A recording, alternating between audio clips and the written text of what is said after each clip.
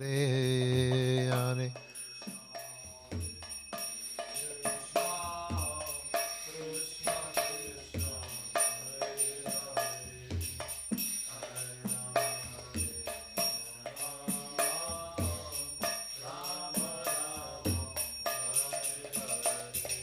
Hare Krishna,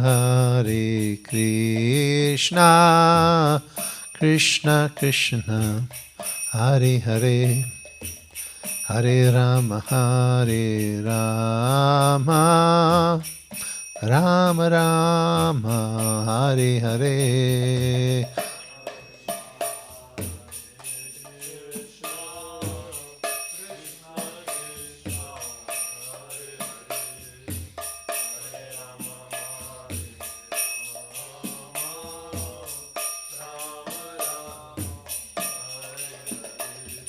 Hare Krishna, Krishna Krishna, Hare Hare, Hare Rama, Rama Rama, Hare Hare.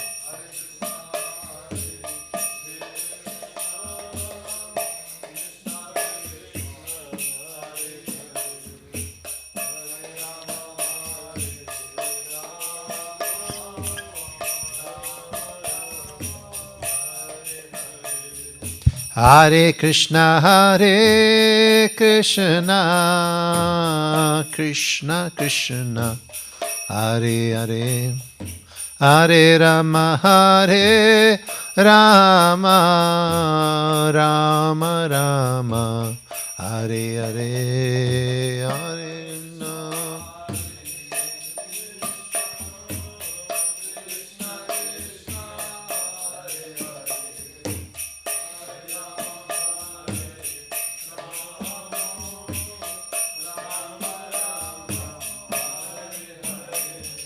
Hare Hare Krishna, Krishna Krishna, Hare Hare, Hare Rama,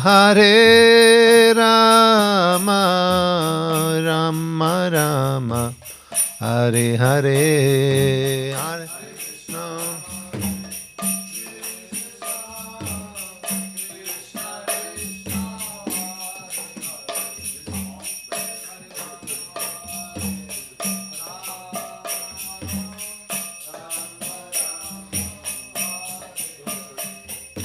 Hare Krishna, Krishna Krishna, Hare Hare, Hare Rama, Rama Rama, Hare Hare,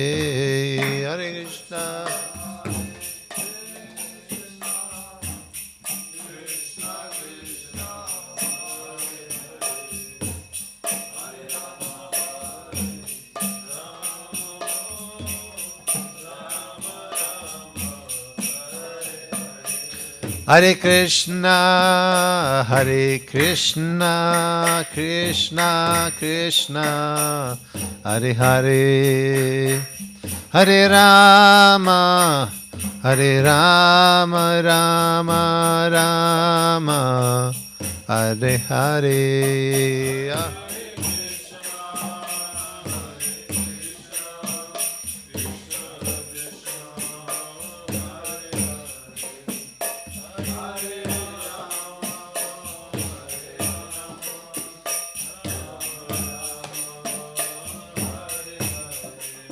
Hare Krishna, Krishna Krishna, Hare Hare, Hare Rama, Rama Rama, Hare Hare.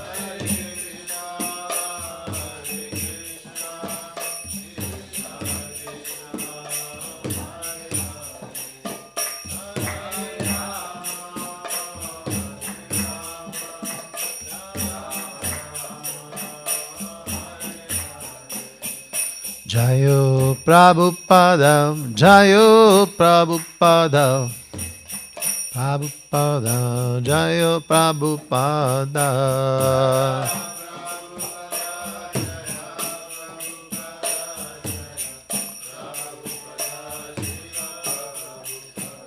Jayo Pralad Nishinga, Pralad Nishinga, Pralad Nishinga, Jayo Pralad Nishinga.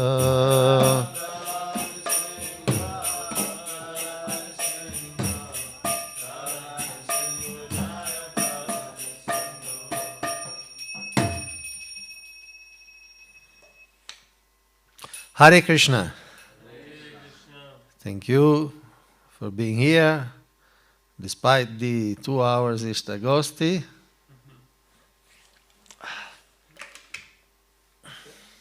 Thank you. So, we going to the slides. So, as I briefly mentioned, the first part is a presentation which I gave at the Iskcon Communication Conference last year in Radhadesh. They knew some of my work on this subject, so they invited me, and this is what I present. The title is Vaishnavi Diksha-Guru? Question mark. Yes, of course. So, and I presented basically 3 points. Number 1, there have always been Vaishnavi Diksha-Guru in Gaudiya Vaishnavism. Nothing new, nothing Western. 2, Srila Prabhupada repeatedly confirmed the principle. Number 3, 0 valid arguments by the anti-party. By anti-party we mean those devotees, and I emphasize devotees, who are against the idea. But 20 years they have been working on it, and I believe, my observation is that they couldn't find even one strong or valid argument. Okay, first point, there have always been VDGs in Gaudiya Vaishnavism. Even 2 of the wives of Panchatattva members were Diksha-Guru. So at the very beginning of Gaudiya Vaishnavism, 2 of the Panchatattva members, that means the wife of Advaitacharya, Sita Thakurani, and the wife of Nityananda Prabhu, Janava Devi, were Diksha-Gurus. The wife of Chaitanya Mahaprabhu took more of a life of renunciation, of Vishnu Priya, just at home, chanting many rounds. Gadadhar Pandit, never married. And Shivas Thakur, Malini Devi, we don't hear that she was a guru. At least I never heard. She was more into the motherly and householder mood. So from the very beginning in Gaudiya Vaishnavism, there were women Diksha-Guru. For instance, here's a picture of Sita Thakurani and Advaitacharya in a temple in Navadvip. This is Nityananda Prabhu, Janava Devi, Vasudha Devi, also in Navadvip. This is Srinivasa Acharya, very important spiritual master. His daughter, Amlata Thakurani, was also a Diksha-Guru. And of course, here we have Srila Bhaktivinoda Thakur, who took initiation in a line from originally Nityananda Prabhu and Janava Devi, and there were at least 4 other women Diksha-Guru. This is something he wrote in his own hand, and he gives the parampara, and 4 of this in this line were women. So there are dozens of examples from centuries in which women were only stay at home, not only in India, all over the world. all over the world. There were no women doctors, there were no women judges, there were no women politicians. Women stayed at home. That was the common understanding all over the planet. But in West Bengal, in medieval India, some women were initiating disciples. While the whole rest of the women in the world were mostly focused on domestic duties, with few exceptions here and there, but that was it. They were not studying, they were not going to universities. Now, even more importantly, no acharya ever spoke against the principle and the practice. As you know, Gaudiya Vaishnavism has a lot of great teachers, has a lot of books. Every generation, the Sampradaya pumped out books, and nobody ever wrote anything against the principle. We just don't have any documentation, although they were, of course, aware of the phenomenon. They were aware of Janadevi, Amalanta Kurani, Gangamata Goswamini. They were aware that the principle was applied, but nobody ever complained, objected. Furthermore, for instance, Sanatana Goswami in Hari Bhakti Vilas, he mentioned one should not test a mantra attained in a dream, a mantra given by a woman, a mala mantra, or mantras of one of 3 syllables for siddha, and so on. Anyway, so women could give mantras. Get this initiation. Gopal Bhatta Goswami in Satkriya Saradipika, which we use even nowadays, and which Srila Bhaktisiddhanta Saraswati Thakur published at least 3 times. It's a manual for the Vaishnava samskaras. So there he explained what is that atonement. One should again accept name and mantra from one's own spiritual master. If the Guru is not present, he left the body, one should accept from the Guru's wife, son, or god brother, or from any other pure devotee having similar qualities.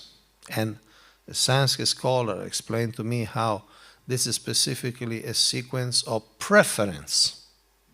First the wife, then the son, and so on. So it's just part of the culture. Some devotees try to present it as a novel invention of the West, the degraded, faulty West, ensnared by feminism and demoniac ideas. But this was for centuries in India. So here we have Sanatana Goswami, Gopal Bhatta Goswami. These are 2 of the 6 Goswamis. But the anti-party still claims that the push for VDGs comes from Western influence, feminist indignation, and cultural Marxism.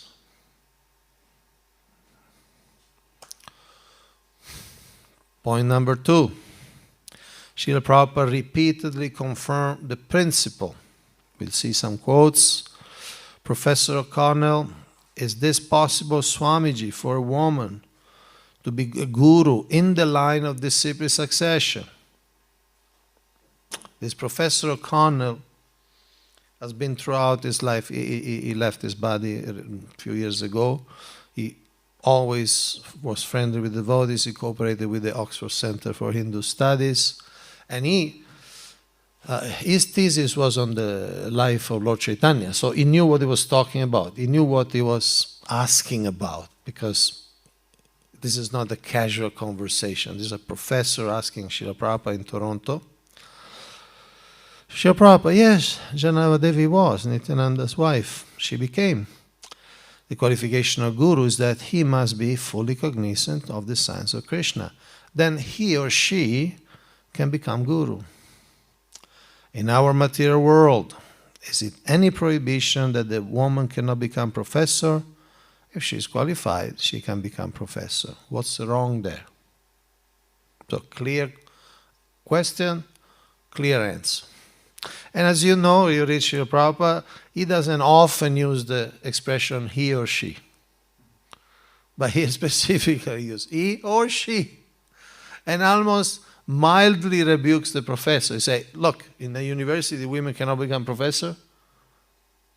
So kind of, what are you asking, no? Toronto, 18 June 1976. And believe it or not, I was in that room. 15 years later, but I was in that room. Conversation, San Diego. Janava-Devi, Lord Nityananda's wife, she was Acharya. She was Acharya. She was controlling the whole Vaishnava community. It is not that woman cannot be Acharya. And Acharya, in my understanding of Srila Prabhupada and the context, mean more than Guru. Yeah, we mean the Acharya like the head of the Sampradaya, the leader of the whole community. So what to speak of, quote unquote, normal Guru. Janava-Devi. Artistic impression. Plus, there is the general and we could say blanket statements. Srila Prabhupada wanted all his disciples to become Guru. There's this famous letter to Hamsaduta. Some of you know it by heart probably. I want that all my spiritual sons and daughters will inherit this title of Bhaktivedanta. Those possessing the title of Bhaktivedanta will be allowed to initiate this disciple. Maybe by 75, all of my disciples will be allowed to initiate. So, spiritual sons and daughters, those who come to the point of Bhaktivedanta, means they study the book, they'll be allowed to accept disciples. Now, this is from the same letter, an excerpt. All of my disciples will be allowed to initiate. So the question is like, what part of all of my disciples the anti-party doesn't grasp? All of my disciples. In fact, some have argued meaning some devotee, I mean, you can only take, the women cannot be gurus if you don't take them as disciples. They're not real disciples. There's some sort of, I don't know, shadow disciples. Okay. In a Vyasa Puja address in London, 73, you'll have to become spiritual master. You, all of my disciples, everyone should become spiritual master. I hope that all of you, men, women, boys, and girls, become spiritual masters. You don't even need to know very good English to understand this. English could be your second language, third language, fourth language, but it's pretty clear. Srila Prabhupada never said that women could only become Diksha-Guru, because this is one argument that we hear. They say, no, but that's only Diksha-Guru. Srila Prabhupada never, ever indicated in any way, shape, or form that that was his intention. He never said something like that. In Vanipedia.org, the compendium of what Srila Prabhupada said, all the what's recorded, we find more than 12,000 entries for spiritual master, more than 11,000 for guru, more than 5,500 for acharya, 1,600 plus for acharyas, 1,600 plus for initiation, 1,700 for initiated, 246 for diksha, 230 for shiksha, 100 more entries for related words like spiritual masters, gurus, initiating, initiators, etc. 0 statement that women can only become Diksha-Guru. It's a false, fabricated idea. Fabricated out of thin air. They don't like the idea, so they reinterpret or manipulate the words of the spiritual master. And Srila Prabhupada mean, literally, we hear tens of thousands of times he spoke about this subject. I mentioned briefly this morning that Srila Prabhupada several times said that women cannot become sannyasis. It's a social dimension that's not available for women. But he never said that Diksha-Guru is not available for women. He never said it. So, he trained all his disciples in taking spiritual leadership roles. There is a room conversation, 1971. And this is important because it was a scholar asking for the future. These students were initiated from me. All of them will act as I'm doing. All these disciples, which I am making, initiating, they are being trained to become future spiritual master. Now, we all have filters, psychological filters. We hear something, we understand something else. This happens all the time, maybe tens of times every day. So what the anti-party reads this differently. Instead of seeing all of these disciples, they read all of these male disciples. They read this. It's not even their fault, we could say. They just read like this. They read, these male students who are initiated from me, all of them will act as I'm doing. All these male disciples, which I'm making, initiating, they've been trained to become spiritual masters. But not the women. They read this. They read this when they read this conversation. The principle in the Bhagavatam is one who is now the disciple is the next spiritual master. This is the fundamental, essential, crucial principle.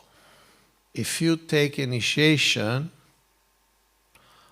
and you stay on the path and you're steady, studious, sincere, somewhat senior, then at one point you will also accept disciples. It has been the system forever. So who is now the disciple is the next spiritual master, if qualified, if they continue going. So first initiation, second initiation. This is Vishaka Mataji. Her daughter was with us till this morning. In the back, you can see Srila Prabhupada's sister, Bhavatarini, who was not only sister, was also God's sister, was also initiated by Srila Bhaktisiddhanta Saraswati Thakur. Now, these are not all the quotes. I repeat, this was a short presentation of 25 minutes, so I kept it short. Point number 3, 0 valid arguments by the anti-party. It's almost 20 years that the debate goes on, because it's actually more than 20 years. The first paper produced by the SAC, Shastri Advisory Council, was in 2005. The GBC in 2004 asked the scholars, SAC means SAC, Shastri Advisory Council or Committee.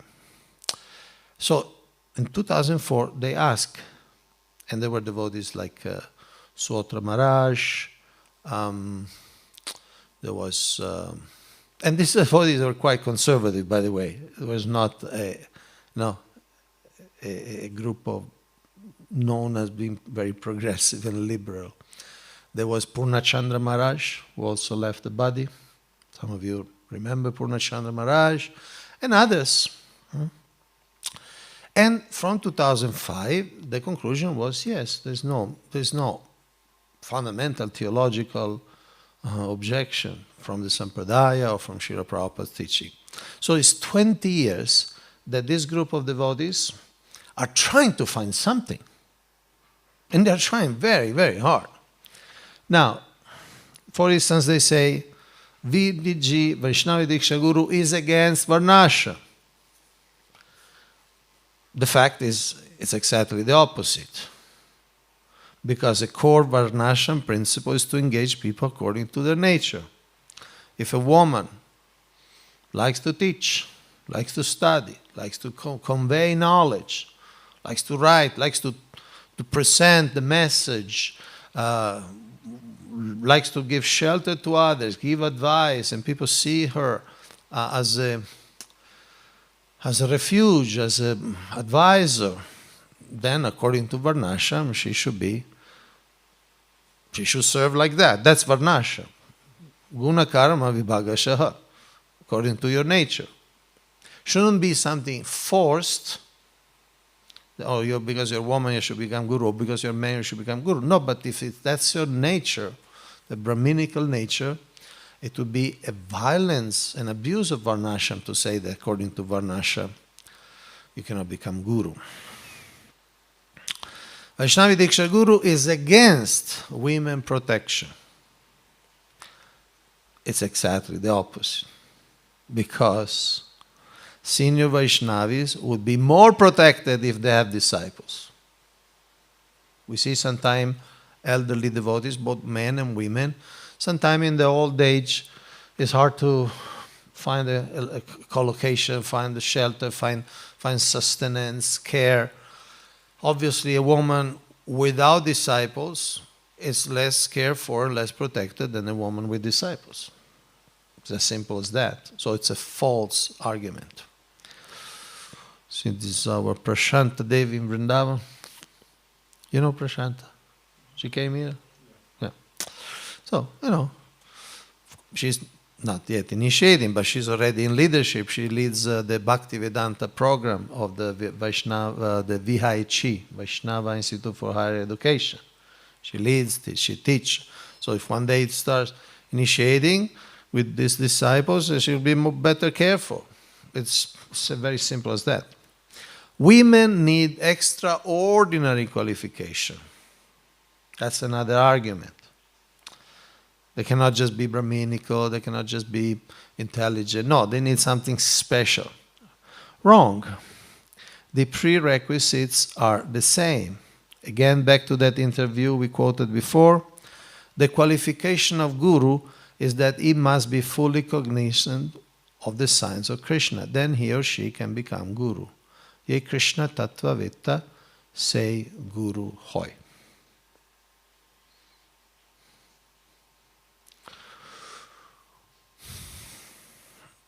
Now, the anti-party greatest hits. What are the most repeated, the most cherished arguments? There are two. One is what I call affectionately the Sunniti hallucination. And the second is what I call mildly the rape of the Bharadvaj Samhita. And we look into it. What is the Sunniti hallucination? You all know the story. Sunniti was the mother of Dhruva. She was not suffering of hallucination, or not her hallucination. Hallucination means seeing something, perceiving something that is not there. So the anti-party sees something that is simply not there. Srimad-Bhagavatam, 4th canto, 12th chapter, 32nd verse, purport.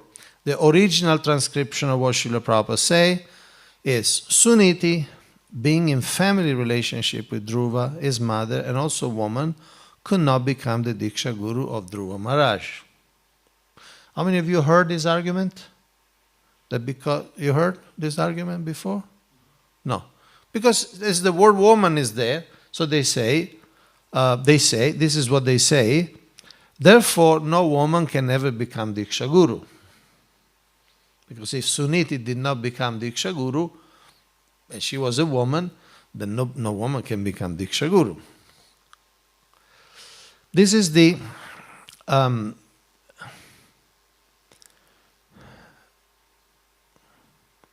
BBT version after editing. It's practically the same. Generally, the Shiksha Guru becomes later on Diksha Guru. Sunniti, however, being in family relationship with Dhruva's mother and also woman, could not become the Diksha Guru of Dhruva Maharaj. The BBT version is Suniti, however, being a woman and specifically his mother, could not become Dhruva Maharaj Diksha-Guru. Now, the main point is that Srila Prabhupada is talking about Suniti. He's talking about a particular person in time, a particular historical personality. And at that time, when you see the context, this was Satya Yuga, Srila Prabhupada clearly explained, women and Shudra would not even take initiation. Because in the Vaidika system, we don't follow the Vedic, we follow the Pancharatrika and Bhagavata Vidhi. In the Vaidika system, Shudras and women are not even allowed to take initiation. So what to speak of giving initiation? So because of this word, woman and woman, they conclude that no woman ever, in any age, can give initiation. But Srila Prabhupada, as I just said, Shudra and women are not admitted to a Vedic initiation. Srila Prabhupada explained in Vrindavan on the Nectar of Devotion, in this age, Kali Yuga, the Diksha Vidhan is performed according to Pancharatrik Vidhi, not Vedic Vidhi. Vedic Vidhi is very strict. Unless one is a bona fide son, meaning male, of a Dvija, the initiation is not given. Suniti, by the way, wasn't qualified as Diksha-Guru, being an emotionally aggrieved housewife, even by, let's say, Iskcon standard, which are pretty lenient, frankly. Suniti was not really ready. Look what the Bhagavatam says. When Suniti heard about the rejection of Dhruva by his father, she became greatly aggrieved. The incident was unbearable to Suniti's patience. She began to burn as if in a forest fire, and in her grief she became just like a burnt leaf, and so lamented. As she remembered the word of her co-wife, her bright lotus-like face filled with tears, she also was breathing very heavily. We respect Suniti. She was a very God-conscious, she says very God-conscious things, but it doesn't look like a person ready to accept disciples. And plus, why should accept the son as a disciple? Future king Dhruva, when they ask, Your Majesty, who is your Diksha-Guru? My mommy. It just doesn't fit any narrative. So, but for them, for these people who are adamant, no women Diksha-Guru, this is very, very important. Second, the rape of the Bharadwaj Samhita. Bharadwaj Samhita is part of the Pancharatra literature. These are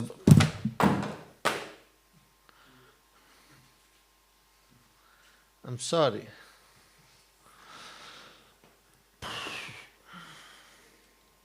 Better more far. So, Pancharatra literature, there are more than 200 books. And one is Bharadwaj Samhita.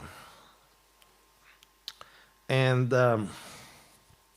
they say, they wrote a book. You saw that book?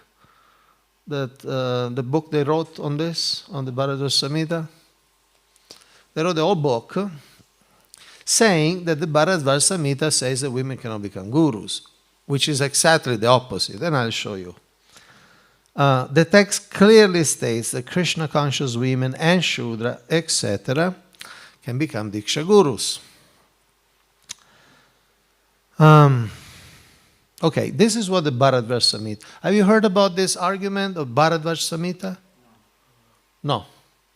Okay. But this has been perhaps the strongest line, not argument, but strongest argument for them. That the Bharadwaj Samhita says no. Actually, this is what the Bharadwaj Samhita. A guru should be the best of the twice born. Chapter 1, text 38. With qualities such as belonging to a sinless lineage, traceable up to 7 generations.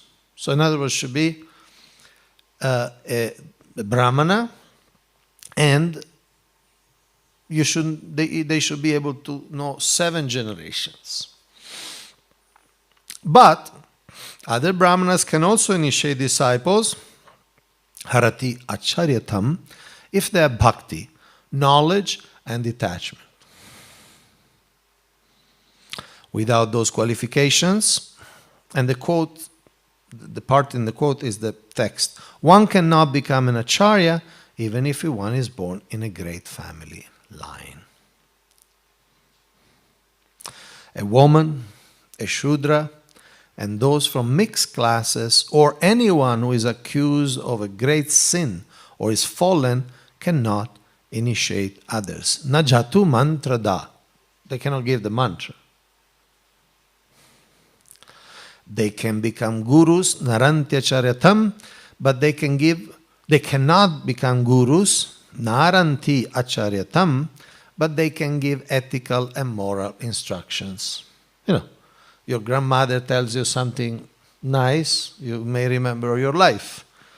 Your shoemaker tells you something wise, you should take it, right?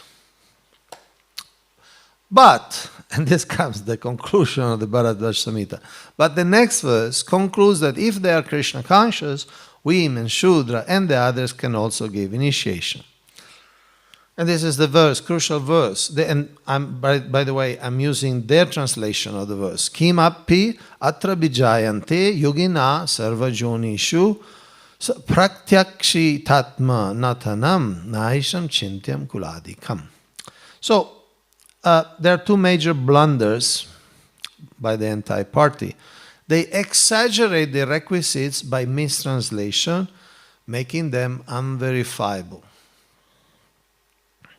And they claim that those extreme requisites apply only to women. The verse doesn't talk about only women. It says,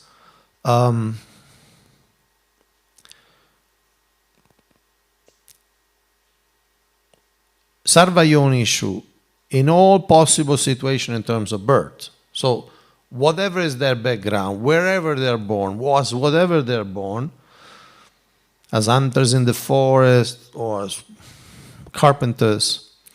So, they say perfect yogis, there's nothing that says perfect yogis. They say, or Nitya Siddha devotees, they say nothing about, the verse said nothing about Nitya Siddha devotees.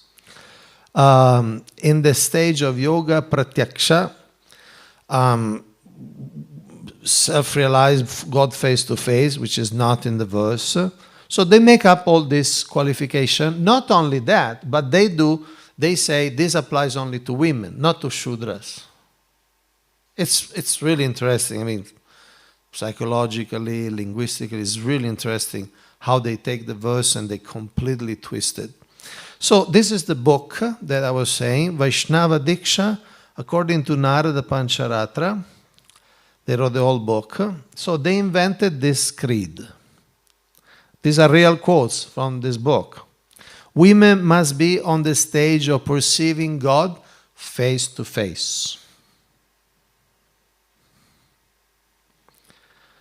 Which obviously, first of all, what does it mean? But then the disciple, how does he know if this lady or this man can see God face to face? How do you know? I can say, I see God face to face. Anybody can say, I see God face to face.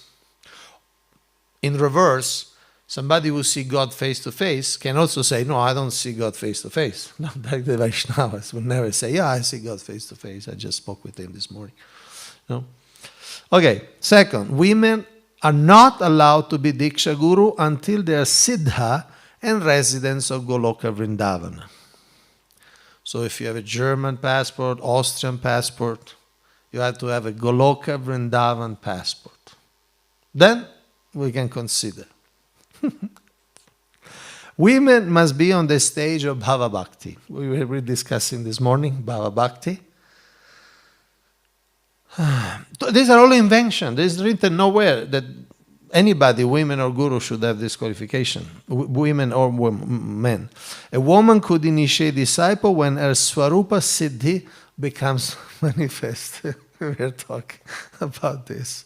So, how the disciple will know if this woman's Swarupa Siddhi means her eternal spiritual form is manifested. Two, what I call them neo-smartas, Damodar and Krishna Kirti. One is born in India, one is born, I think, in America, but they both live in India. And they are both part of that group I mentioned this morning, the so-called Iskcon India Scholars Board. These are the scholars. And when she is beyond the modes of nature. Okay. So, to demand such standards for women is unjustified and fraudulent. It's simply a deceitful attempt to prevent Vaishnavis from initiating by inventing requisites that are not observable or verifiable. In other words, even if a woman may have this qualification, how do you know? How do you demonstrate it? How do you demonstrate that you are beyond the gunas? How do you demonstrate? You eat, you sleep, you walk. How do you demonstrate? So by doing this, they basically block everybody. But Srila Prabhupada says something different. One who has to approach a person who has seen God, Tattva Darshina. Tattva Darshina means one who knows the truth. If someone challenges that, have you seen God? Yes, I've seen. How? Through Shastra, through Shastra. This has been the system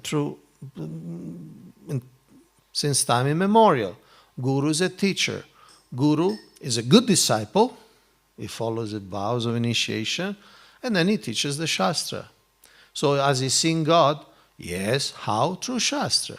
You know what Krishna says in Bhagavad Gita. He knows the Leelas of Krishna in the Bhagavatam. He serves the deity, and he knows God.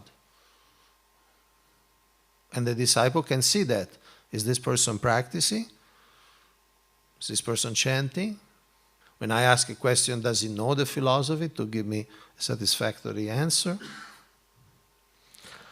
And if you study the whole history from Krishna to us, there is perfect harmony between the Lord, the Shastra, and the Acharyas. The teaching and meaning is the same.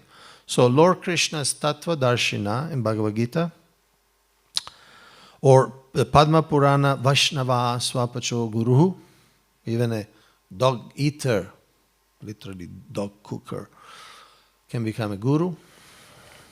Lord Chaitanya, Jai Krishna Tattvaveta, whoever knows the science of Krishna. Bharadvaj Muni, Pratyakshitatma Natha. Srila Baladeva Vidyabhushana, Sakshat Krita Paratattvanam, because Baladeva Vidyabhushana commented on the Bharadvaj Samhita. It's not a very famous text. Srila Prabhupada only mentions it once in all his books, but it's authorized. And Sarayu Prasada Mishra, another commentator on the Bharadvaj Samhita, says, Sakshat Krita Bhagavat Tattvanam. In other words, knowing God means that you know the tattva, you know the categorical truths about God. You study the Shastra, you're following the Shastra, and then you're a guru. Man, woman, that's a detail. So, and Srila Prabhupada, those possessing the title of Bhaktivedanta, these statements all mean the same thing. It's a serious devotee who studied the Shastra and can teach Shastra. That's all really. In conclusion, there have always been Vaishnavi Diksha-Guru and Gaudiya Vaishnavis. The anti-party present themselves, we are the traditionalists. But actually our tradition, Gaudiya Vaishnavis, is that we have women Diksha-Guru. So they cannot actually claim to be the followers of tradition. Maybe some other tradition. Srila Prabhupada repeatedly confirmed the principle and zero valid arguments by the anti-party. Two final questions before we open the floor for reflections, comments, objections, or questions. Two final questions to consider. They are formally rhetorical questions, but I'm open to hear an answer. What part of the male anatomy is indispensable in the process of initiation? Because male and women, these are bodily things, right? We know by now, we should know, we are not a body. So, okay, to say a man is qualified and a woman is not qualified, that means there must be something missing in the woman's body. So what is the part that is missing? Thereby disqualifying women from giving a japa and giving a name. They don't have hands, they cannot give a japa. So anyway, this is a question to consider. Second question, what is that male Iskcon gurus do that Vaishnavi gurus could not do? See, we have some 100 or so active gurus in Iskcon. You see what they do, right? They come here. You know your personal guru. Then when they come, you see what they do. What they do? They study a Shastra. Then they go to festivals, special gatherings. They sing. They sing, they chant on the japa also. Then they teach. Then they give association. No? They give darshan, what we call darshan. Or they answer questions, they see the devotees, they encourage, inspire the devotees. Then they give initiation. Then they give second initiation. Okay, so the question is, what part of these duties a woman cannot do?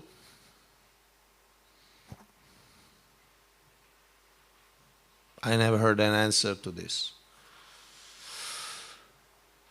In fact, Srila Prabhupada letter in 76, he said the spirit soul is equal in either a man or woman, one who is actually engaged in the service of Krishna. There is no such distinction as man or woman. Anyone acting for Krishna is a sannyasi or sannyasini. He said that socially, ceremoniously, the woman cannot take sannyas, but she is a sannyasini if she is fully engaged in the service. Okay, therefore, Vaishnavi Diksha-Gurus? Yes, of course.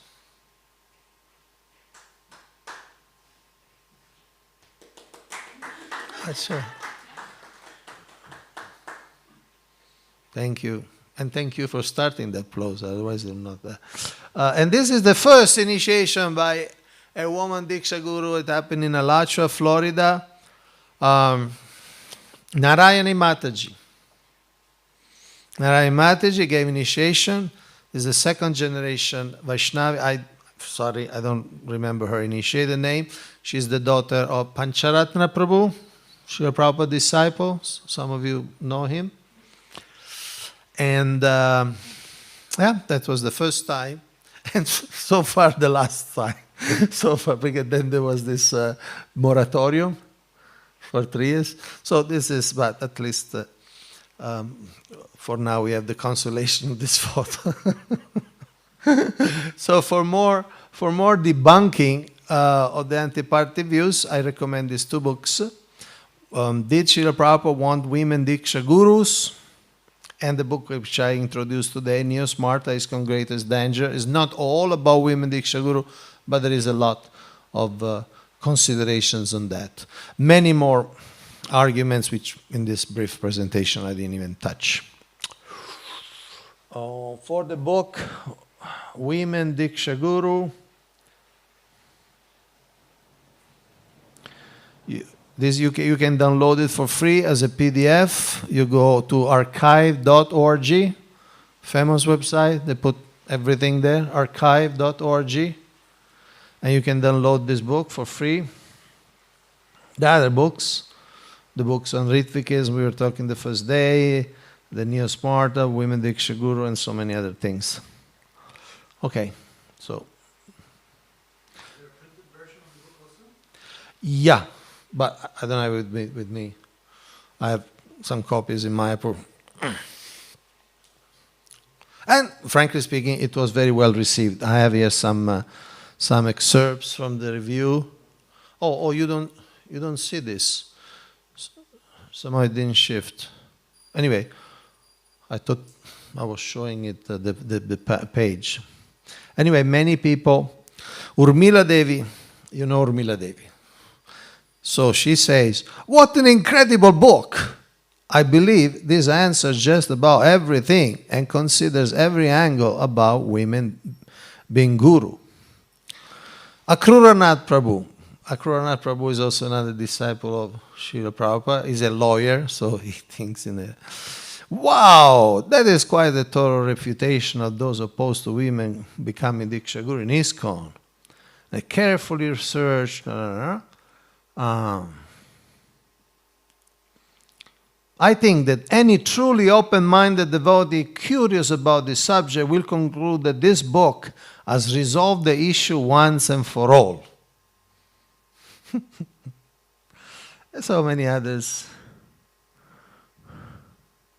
Okay. So anyway, so this was the presentation. We can stop earlier, but maximum we stop by Sunday Arctic at 6:30. We have some time to discuss. If you want to discuss, any question, comment, reflections?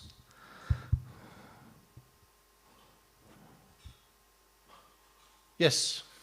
One argument I heard, because you asked us two questions, what bodily disqualification might there be? And one argument I heard is that ladies, of course, have period, in which time they're considered unfit to do ritualistic activities, etc.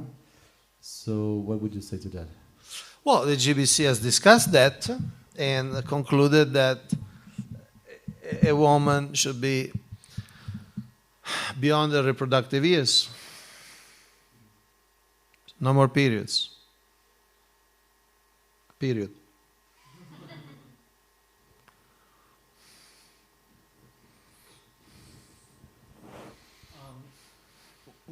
Is the Indian public or the general public opposed? Would it be delegitimize our authority when we would introduce that? And if yes, is this coming maybe from the strong Muslim influence? Oh, I never heard that it comes from, I never conceived or heard that it comes from Muslim influence. See, India is a huge place, very culturally diverse. They are familiar with women gurus. Like one of the biggest gurus is this Amma, the hugging lady. Doesn't seem to have a problem.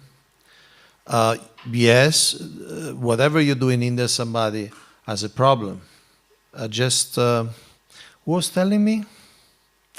Who was telling me just yesterday that there is a devotee who wanted to take initiation in the Madhva Sampradaya, that they would not accept him, even as this, not what to speak of guru, they would not even accept him to give him initiation because he was Westerner. So, you're, okay, yes. Who was telling me? You? Yes, okay. So, some people would not even accept Westerners as disciples. Male. So, what to speak of women? India is very vast. It's the largest country in the world. There are almost 1.5 billion people. So there are so many heads. So many people, especially in North India, in Sampradayas, including Gaudiya Vaishnava and so on, they're familiar with the concept. They don't have any problem with the concept. So some people will have a problem. But again, by the same measure, there are problems with the Western gurus. There are problems with even Western Brahmanas. Srila Prabhupada had to face so much criticism. While he was there, he would bring these American, European disciples, and people, they would say, no, these are not Brahmanas.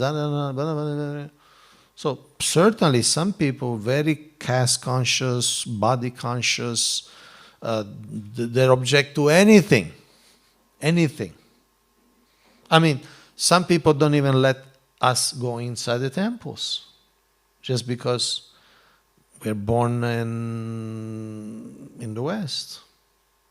And there is written outside, and of course the famous example is Jagannath Puri, but there are many temples that don't allow Westerners. They don't allow Westerners. It's written outside, only Hindu allowed. So they don't even see us as Hindus. I remember a funny thing, kind of funny.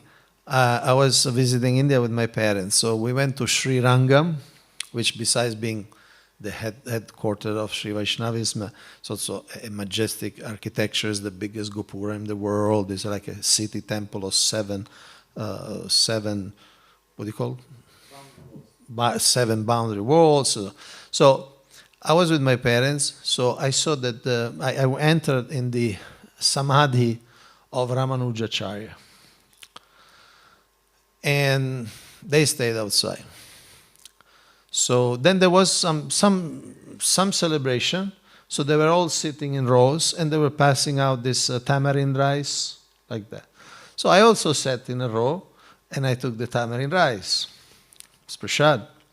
So then some foreign tourists came at the door and they wanted to enter. No, and the Brahmana there, he didn't know much English, okay? So he couldn't explain. He said, no, you cannot come inside, no, you know. And then they saw me. So they said, no, but what about he? And so the Brahman said, he's Iskcon. I mean, something, he's Iskcon. He's okay. In fact, in Sri Lanka, they allow you up to the Sanctum Sanctorum, up to see the deity very close. So some temples make a difference. These are Iskcon, they're okay. These are non-Iskcon, they're not okay. And some temples don't make the difference. You are born in the West, they did not even, or you are married with somebody who's born in the West.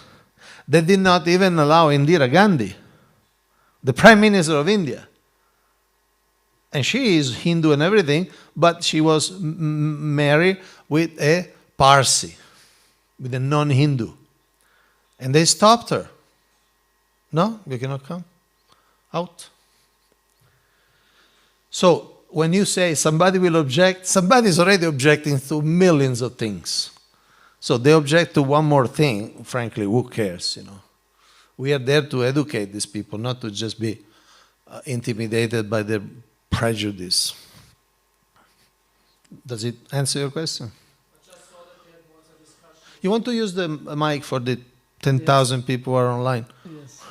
They had once a discussion with some heads of some South Indian Sampradaya, and they were also saying, oh, this is not possible, it's not traditional. So yeah, there is the whole, in this book which I presented this morning, this the News Martha, there is a whole chapter about that. And it shows that those interviews, and I know personally those devotees who went to there, those devotees, they were very, let's say, selective, not to say dishonest in their questioning. Because they only asked, are you okay with women becoming gurus? And first of all, they selected whom to ask. And then they never asked, are you okay with male Western becoming gurus? Because they would have said the same thing.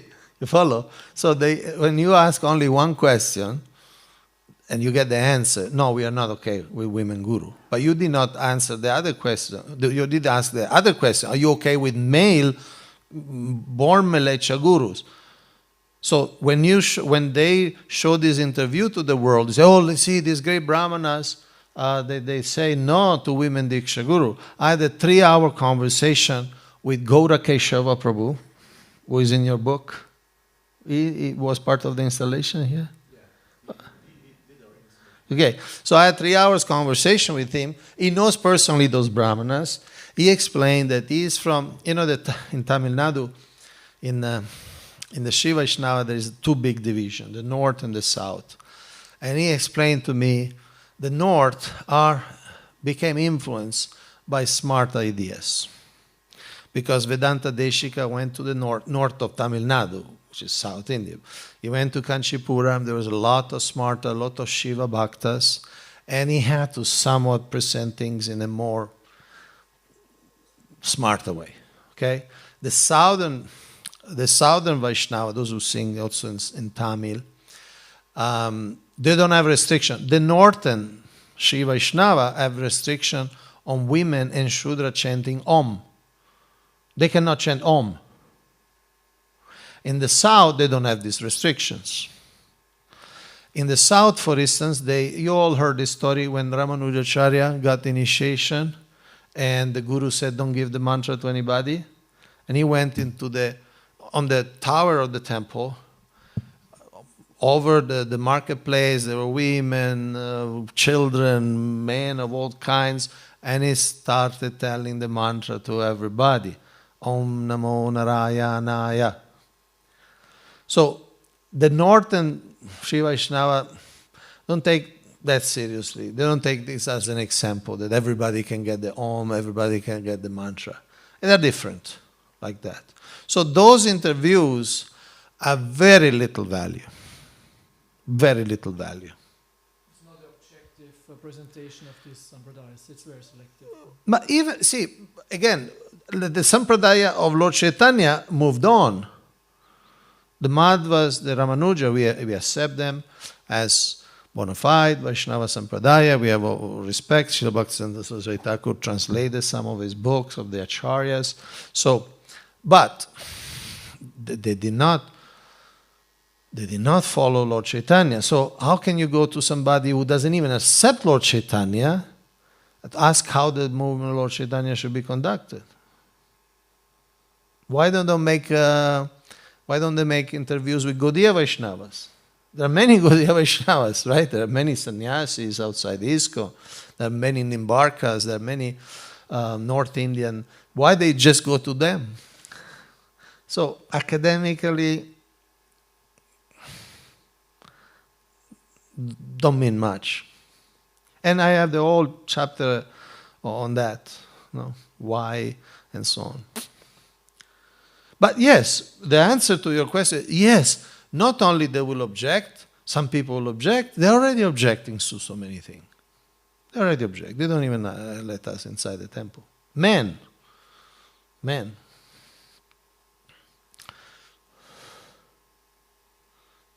So we are not the International Society for Indian Consciousness.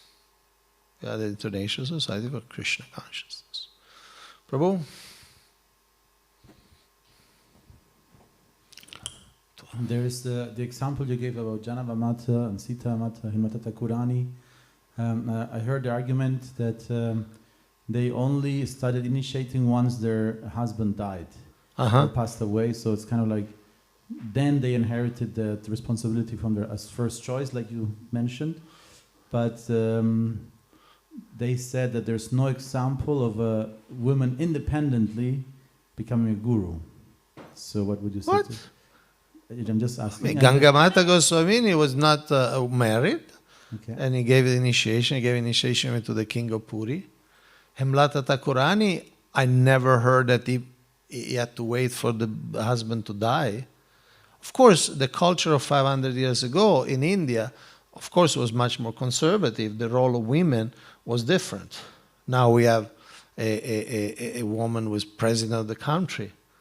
Right? We didn't have that 500 years ago. So certain social notions, certain norms were different.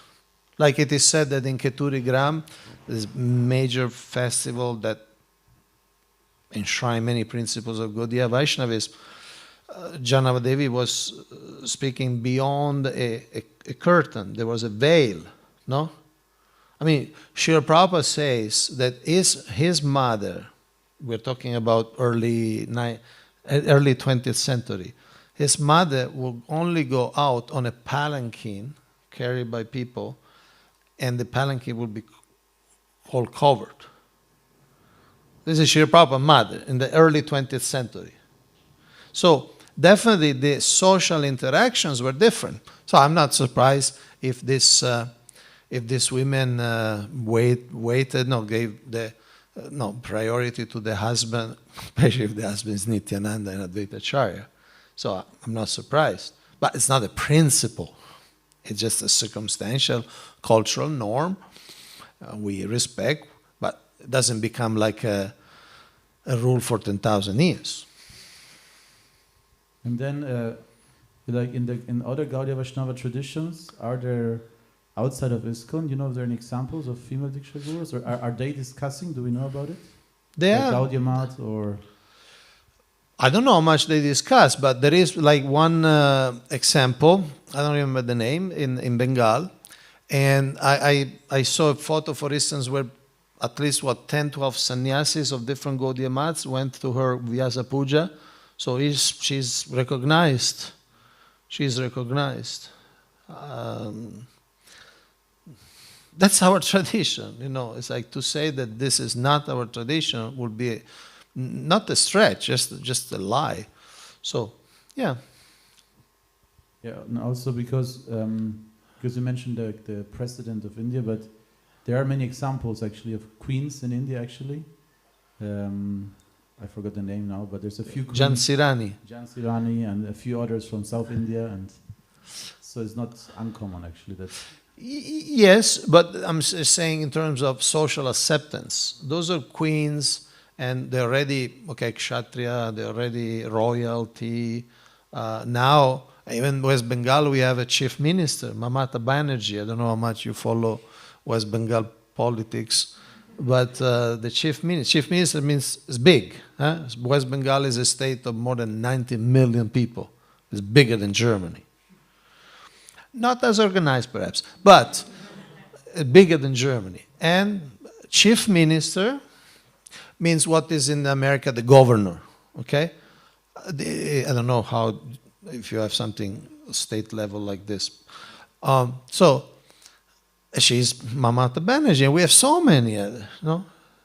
In Tamil Nadu for many years, Jayalalitha, so many women. And frankly, in the whole Southeast Asia, practically every country had one prime minister woman.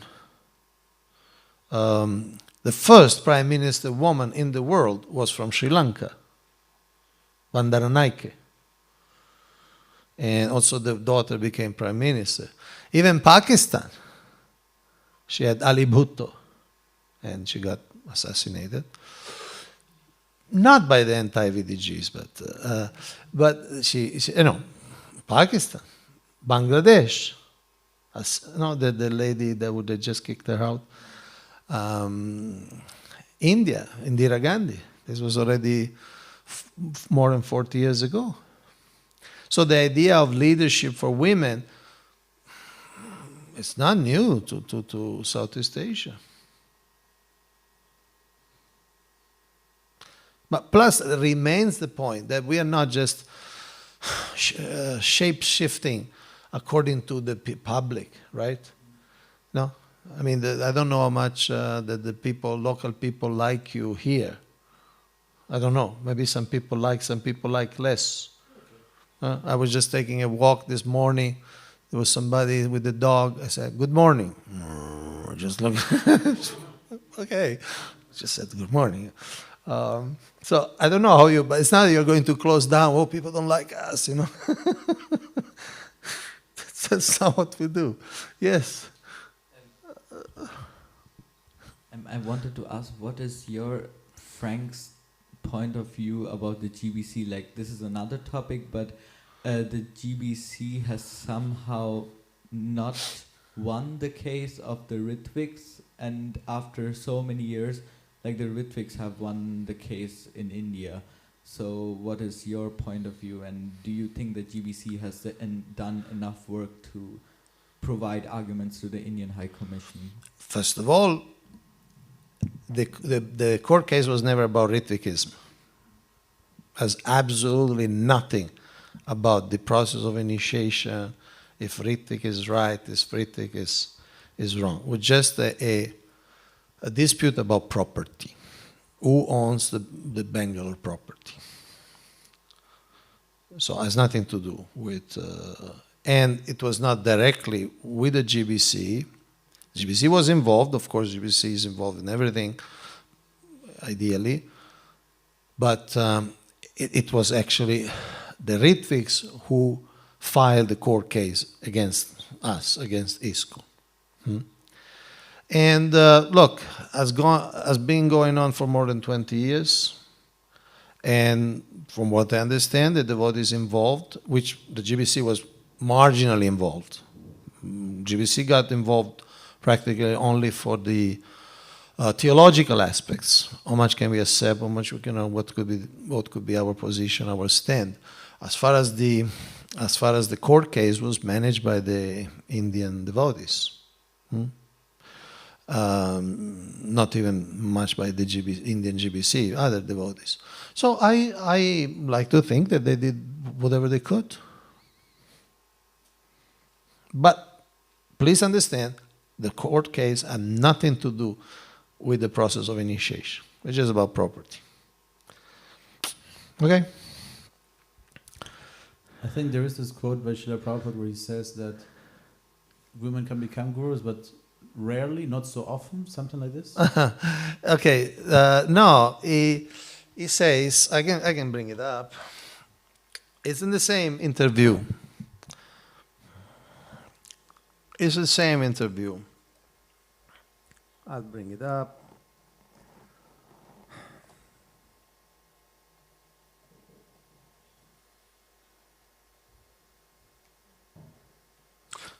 Somehow, I don't get the screen. Brian. I know Brian has a life. There was even a movie, Not the Life of Brian.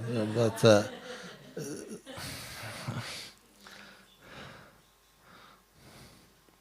This is the new technology to me.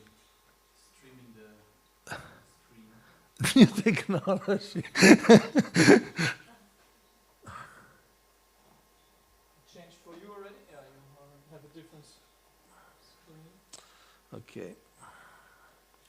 Maybe if you disconnect and reconnect because Yeah. you just got stuck. This one? Yeah. I think so, yeah. Okay.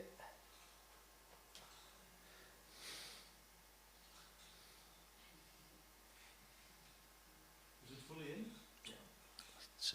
Okay, I can read for you, okay? It's the same interview. Professor O'Connell, is it possible, Swamiji, for a woman to be a guru in the line of disciple succession? Prabhupada, yes. Janana Devi was Nityananda's wife, she became. And then he refers to something he just said. He quoted the verse, Mami Parta Vipasritya, those who take full shelter in me, they're Shudras, they're women, they're Vaishyas, they can go to the highest destination.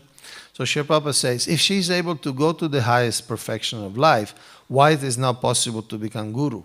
I mean, she can go to Krishna Loka, or she cannot give a few japa and few names. So, okay, why is it not possible to become guru? But not so many. Now, my understanding that Srila Prabhupada is giving a description, not a prescription. He's saying, yes, there were gurus, but not so many. So in fact, in 500 years, I know of a little more than a couple of dozens, maybe more now. I mean, in Gaudiya Vaishnavis, bona fide and accepted. I know of 2-3 dozens of women Diksha-Guru. That's not so many. It's not a prescription that there should not be many women Diksha-Guru. As we saw, Srila Prabhupada said, we want all the spiritual sons and daughters to inherit this title of Bhaktivedanta. So obviously, Srila Prabhupada wanted all his disciples to be empowered teachers, propagators, spreading Krishna consciousness. It's not that, okay, we have 100 women qualified, okay?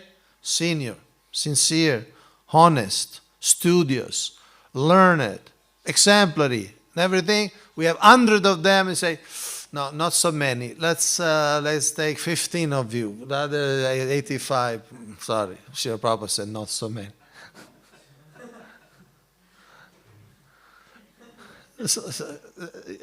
So my understanding is talking about an historical fact. If you compare the number of men guru and women guru, women are not so many. That's all he's saying. But some people say, no, he said, it was a prescription. He said, we can have women guru, but not so many. But if you see, it doesn't make any sense, that particular interpretation. So, yeah. Question. Okay, but anyway, we've finished. Yes, please.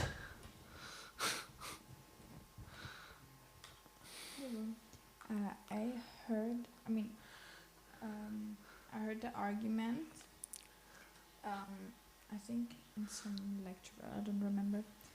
Prabhupada said that women can't reach the platform of goodness, in which one can understand spiritual topics in more than just the academical way. Sorry, can you repeat the last point? Women cannot understand. Women cannot reach the platform of goodness from which one can understand spiritual topics in more than just the academical way. Okay, yes, this is a common argument which I also address in the book. It's not just a publicity for the book, by the way, it's free, so I don't get any royalty if you read the book. Srila Prabhupada made very sharp distinctions between women, like say ordinary women, especially traditional women who were not even sent to school, and this all over the world, not only in India, and Vaishnavis. He made a very, very sharp distinction. For instance, when he quotes Chanakya Pandit, he says, Chanakya Pandit says, and Chanakya Pandit was a worldly man, moral, whatever, culture, but a worldly man. Chanakya Pandit said that you should never trust a politician or a woman, which is paradoxical because he was a politician, so perhaps we should trust him. But besides that, and then Srila Prabhupada say, but that's for ordinary women. And he also explains psychologically Chanakya Pandit had a bad experience with both politician and with this woman who was kidnapped, went away with somebody else. So he was kind of traumatized, and he came up with that. So there are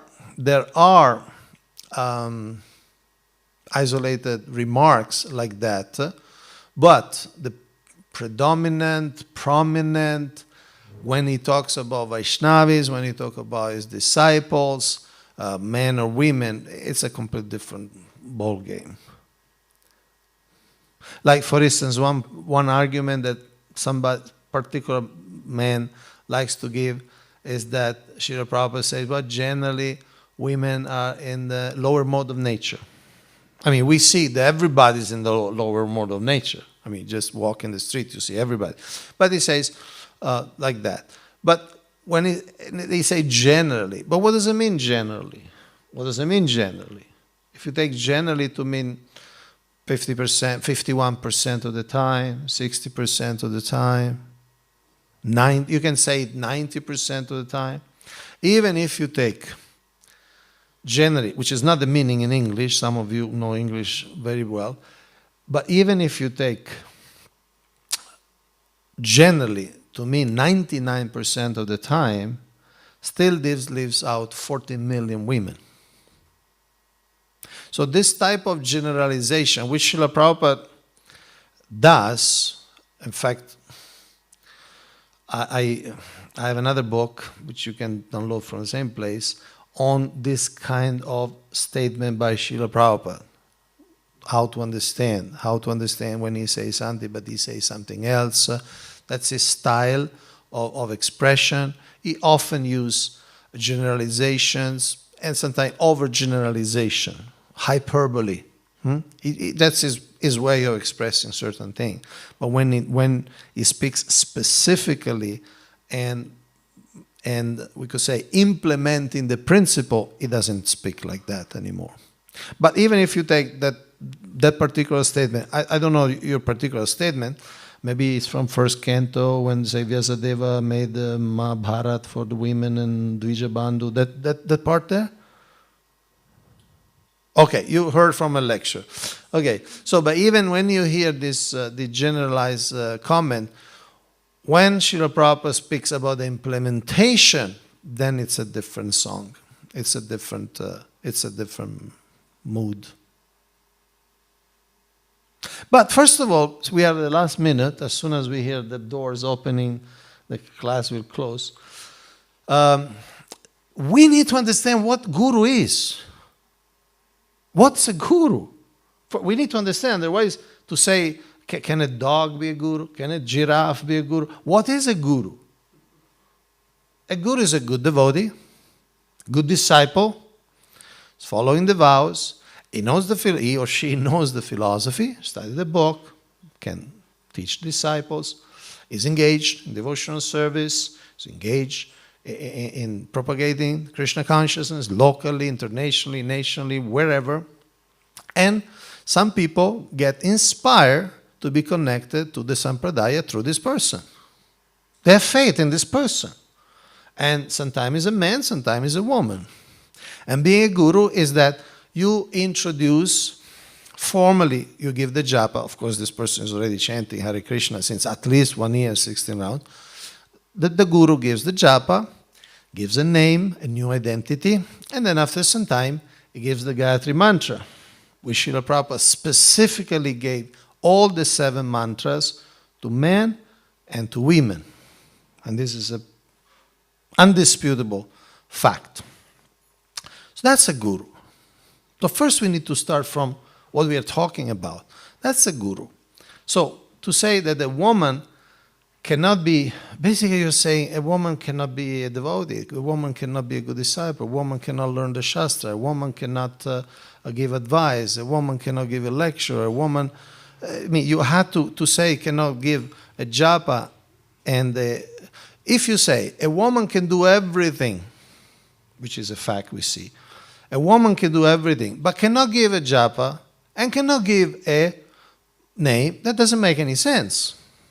Because the philosophy is that Shiksha-Guru, Diksha-Guru, there is no difference. That's our philosophy. And this is part of the paradoxical stand of this anti-VDG. They accept that the woman can become Shiksha-Guru, but then they say they cannot give a japa and a name. So the whole thing is absurd, and it's based on a very ritualistic, a very smart, caste-based, body-based idea of spiritual life. Yare dekho tara kao Krishna padesh, amara gyaya guru anyatare desh. So, before we start discussing anything, we need to understand what is a guru, and the understanding is very, I would say, very simple, very plain, very evident. Is a teacher of Krishna consciousness, a practitioner, and a teacher of Krishna consciousness. Then, if somebody say, no, a woman cannot be a teacher, cannot be a practitioner, then there is no discussion.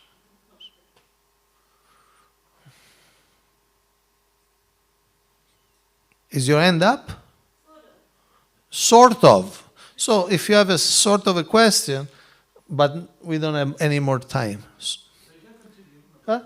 But Arctic.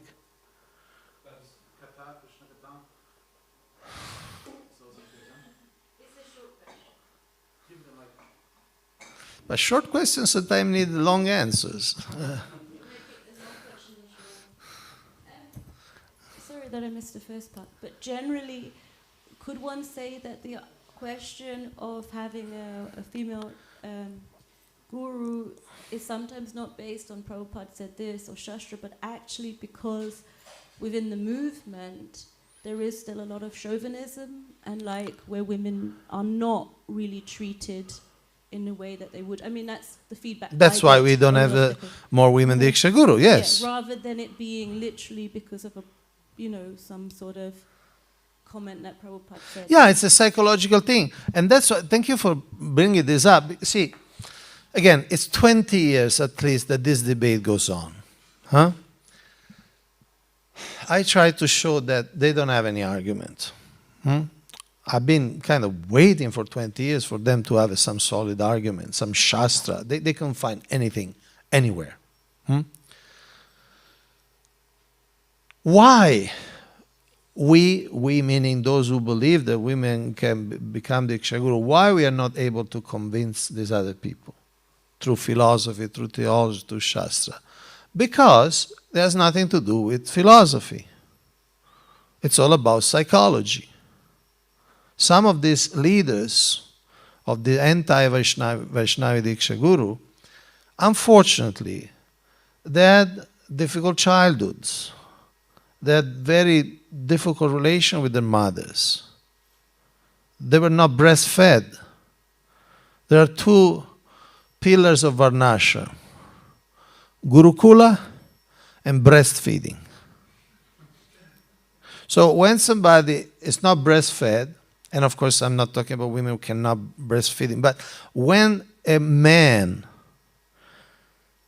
unless it's extraordinary like Narada Muni, but when a man doesn't spend enough time on the body of the mother, either taking milk or just on the body of the mother, then man will have some psychological problem. It's not just me. I mean, you Google it. You Google it.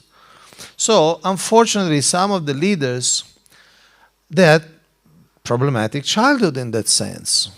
So that's why we cannot conclude philosophically, because the issue is never philosophical. It's like if you have, say you have a headache and somebody puts you plaster of Paris on your leg. The problem is not the leg. You have not broken the leg. You have some headache for whatever reason. Jet lag, or you didn't sleep. So that's why we don't come to a conclusion, because it was never a philosophical issue. It was always a psychological issue. On top of that, I believe, and I wrote it publicly, and I even put the photos of these people, I believe that some of these people were smartest in the previous life. So they had an intrinsic understanding / misunderstanding of what is religious life. And they carried on life after life, or at least in this life. And therefore, they have a very deep-seated, visceral opposition to the idea. It's all psychology, it's all samskara. There's nothing concrete. I've been studying these things since almost 20 years. I wasn't studying at the beginning, but it's almost 20 years that I'm studying this thing. And there is no reason, really. Why a woman who they accept, a woman can teach the scriptures, can give good example, can give good advice, can give shelter, can do so many, everything, but cannot give a japa and cannot give a name. Why? She doesn't know where to buy japas? In fact, women are better at shopping generally than men. And plus, it's the duty of the disciple to get the japa. They can't find the name. They can't find the name. Somebody comes, a disciple, aspiring disciple. What's your name? Gunther. She can't figure out. She can't figure out the name because she's a woman, so she can't figure out the name. I mean, these are ridiculous things, you follow. It's very unfortunate that as a movement, in fact, because a ridiculous thing, our movement, in the eye of many people, looks ridiculous. But, thank you for bringing it up, because there is no philosophical basis, it's a psychological block. It cannot be, no, you can throw all the Bhagavatam, all the 18 Puranas, all the Pancharatras, you can quote all the scriptures and the acharyas of the universe. It doesn't make a dent, because the problem is on a different level. A problem is a deep-seated issue with womanhood.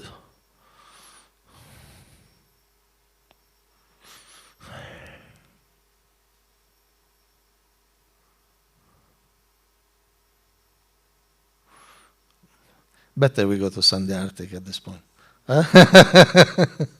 Thank you very much for your attention, your patience. Hare Krishna.